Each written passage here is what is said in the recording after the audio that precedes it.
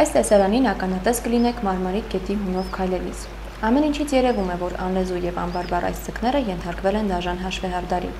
Այսպիսի տեսարանների մասին խոսելիս սովորաբար օգտագործում են այստեղով Թուրքիա անցել արտահայտությունը։ Բայց եկեք չշտապենք եւ պարզենք, թե ինչ է տեղի ունեցել այստեղ։ Իսկ ավելից դուք տեղեկություն կարող ենք ստանալ լսելով Մեղրաձորում գործող ձկնաբուծարանի սեփականատեր Սևադա Թորոսյանին։ Յունիսկի բառնում Գերանբարի Մարմարիկ գետիրակառուցող Գերանբարի 87 թվականից տերիտորիան տված է որպես ձկնաբուծարան։ Գյուղապետարանի կոմիտե, գյուղսովետի կոմիտեի ժամանակ ես գնել եմ, ստացել եմ վարկեր, բիզնես ծրագիր եմ կազմել, $75,000 վարկ տալ։ Առել եմ մալուկտա սկզբից, պահել եմ, հետո ես եմ սկսել ստանալ։ Ես պղտարվածության պատճառով 9,000-ից մեջ այլ է, 9,000-ից մեջ այլ է, 10,000 ներքևի մեծ բախերի մեջ այլ է։ Սրանք բոլորը տավարնի ձկներ են, որը պետք է ասենք ծախե, ես իմ պատկերը փակի։ Այսօր դրությամբ արդեն գիտեմ, որ առնվազն մի 12-13 հազար սատկել է։ Շունուգելի բաժին դառնակ, սա անեծքի ժանրի ամենասուր արտահայտություններից է, բայց Սևադա Թորոսյանի համար սա ուղղակի իմաստով արդեն իրականություն է դարձել։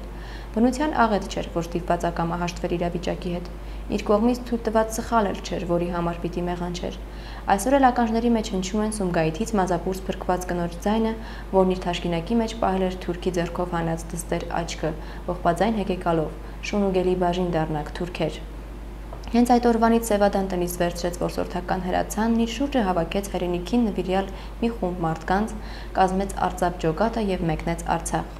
Նա իր կռիվը կռվեց, հաղթությամբ տուն վերադարձավ, մեդալների արժանացավ, սակայն այսօրվա կռիվն ուրիշ կռիվ է, նա այսօր չի կողմնորոշվում ում եւ ինչի դեմ է իր կռիվը։ Սա նույնիսկ ինքը կռիվ էլ չի համարում, ավելի շատ սա նման է դավաճանության։ Դավաճանություն բնության դեմ, կենդանական աշխարհի, հայ մարդու իր տեսակի հանդեպ դրսևորվող մարդկային կամեցողության դեմ։ Մարդն իր հալալ վաստակով, իր խելքի եւ մտքի ուժով ձեռնարկել էր մի ծրագիր։ Իր հայրենիք Մեղրաձոր գյուղում դեռևս խորհրդային տարիներին գործում էր Մարմարիկ գետի ջրերի վրա կառուցված ձկնաբուծարան։ Գնեց ձկնաբուծարանը, Երևանից իր տուն ու տեղը բերեց Մեղրաձոր, ողջ ընտանիքով նվիրվեցին այդ գործին։ Ձկները դարձան իր ընտանիքի անբաժան եւ հարազատ անդամները։ Ամեն ինչ ընթանում էր իր հունով, տարեցտարի ավելացնում էր ձկների քանակը։ Մտածեց խոշորացնել տնտեսությունը, բանկից վարկ վերցրեց, սկզբում 600, ապա 4,000, այնուհետև 30,000, վերջում $45,000 չափով։ Իր բիզնես ծրագիրը սկսել էր հաջողությամբ իրականություն դառնալ։ Մի օր էլ ինչպես հեքիաթներում է լինում, առավոտյան ձկներին կերակրելիս տեսավ չափից ավելի շատ սատկած ձկներ։ Սատկած ձկների թիվը հասնում էր 100,000-ների։ Սա արդեն աղետ էր, պատճառն անհայտ։ Ձկնաբուծարանի շուրջ վխտացող թափառական շները վերջին օրերին արդեն չէին ճաշակում սատկած ձկներ, երևի կենդանական բնազդը նրանց ինչ-որ բան էր հուշում։ Մարմարիկ գետի ջրերը դարձել են պղտոր եւ գարշահոտ։ Հետքերով գնացինք հասանք Մարմարիկի ջրամբար, որտեղ վերակառուցման շինարարական աշխատանքներ են սկսվել։ Ահա թե որտեղ է Չարյաց աղբյուրը։ Սակայն առավել հուսահատականը եւ զայրացուցիչն այն է, որ Սևադան արդեն մի տարուց ավել է այս ամենի մասին ահազանգեր է հնչեցնում։ Դիմել եմ վարչապետին, դիմել եմ մարզպետին, դիմել եմ գյուղապետին, դիմել եմ նախագահին, սա դիմել եմ, չգիտեմ, սա հարցերված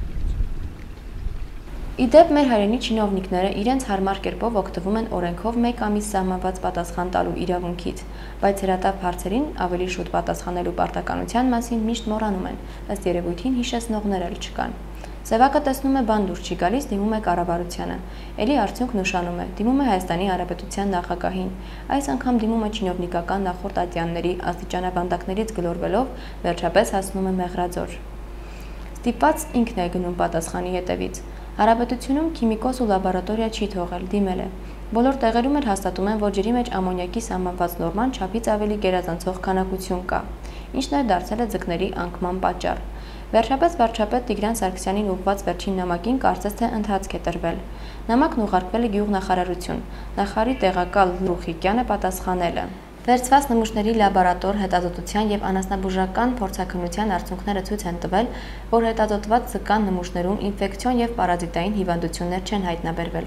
Ձկանկերը պահանջվող նորմերի սահմանում է, ջրի նմուշների մի քանի ցուցանիշներ սահմանված նորմերից ունեն շեղումներ։ Լաբորատոր հետազոտության արդյունքները կցվում է։ Այստեղ մենք նույնպես շեղում ենք նախարարի պատասխանից եւ մեզ թույլ տանք կատարել հարցի լուծման բյուրոկրատական քաշքշուկների վերաբերյալ մեկնաբանություններ։ Արդեն 1 տարուց ավել է դիմելով տարբեր գերատեսչությունների եւ ստուգող, փորձաքննող, հետազոտող մարմինների, Սևադան վաղուց արդեն համոզվել էր, որ սատկած ձկան նմուշներում ինֆեկցիոն եւ պարազիտային հիվանդություններ չկան։ Ձկանկերը պահանջվող նորմայի սահմաններում է, փոխնախարարի պատասխանում որևէ նոր բան չկար։ Նորություն չէին նաև ջրի սահմանված նորմերից շեղվելու վերաբերյալ նրա բացահայտումները, հիմնված հանրապետական անասնաբուժական հակահամաճարակային եւ ախտորոշիչ կենտրոնի հետազոտության վրա։ Դրանք շեղումներ համարելը մեղմ ասած նշանակում է կոծկել, սվաղել, լղոզել իրականությունը։ Ինքներդ դատեք, ջրի նմուշներում ամյակի խտությունը կազմել է 4.5 միլիգրամ լիտր, իսկ թույլատրելի սահմանային խտությունը պետք է լինի 0.05 միլիգրամ լիտր։ Թթվածնի քանակությունը կազմել է 2.8 միլիգրամ լիտր, թույլատրելի սահմանային քանակությունը 6 միլիգրամ լիտր է։ Մեծ գիտություն պետք չէ հասկանալու համար, որ ամյակի թույլատրելի սահմանային խտությունը գետի ջրերում գերազանցում է 90 անգամ։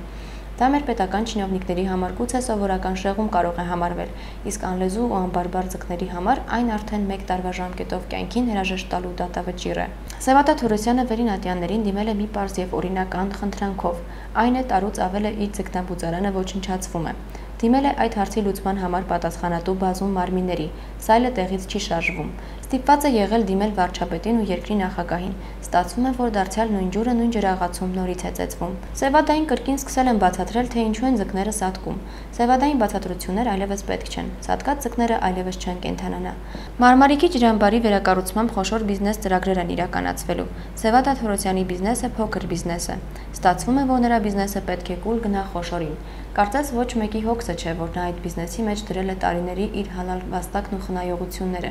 իսկ ամենադրամատիկը վարկով վերցված $80,000 գումարը, որի վերադարձման պարտավորությունը ուշացնելու կամ չկատարելու դեպքում տուժ ու տուգանք պիտի վճարի կամ սնանկ ճանաչվի, որ մեղքի համար, տարերածին, տեխնացին կամ գուցե մարդածին, որ աղետի պատճառով։ Մենք չգիտենք եւ այդքան էլ կարեւոր չէ, թե ում բիզնեսի հզորացմանն է ուղղված Մարմարիկի ջրամբարի վերակառուցման այդ ծրագրի իրականացումը եւ ինչու պետական ատյանները այդպես վախվորած են մոտենում հարցի կոնկրետ լուծմանը։ Սա ուղղությունը մենակ դատարան է ցույց տալիս։ Ուրիշ ուղղություն չկա ասել։ Դի դատարան դաս ուրեմն երկրի իշխանությունները չեն կարող այս հարցերը լուծել, ես պետք է դատարանի դիմեմ։ Այսքան 200,000 մարդ կամենեմ, ես ստանցու ով դիրություն անի։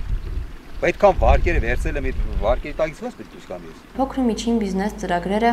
միթե այս սատկած ձկների բախտին պիտի արժանանան, որի պաշտպանության մասին այդքան հաճախ են ճամարտակում տարբեր ատյանների պետական պաշտոնյաները։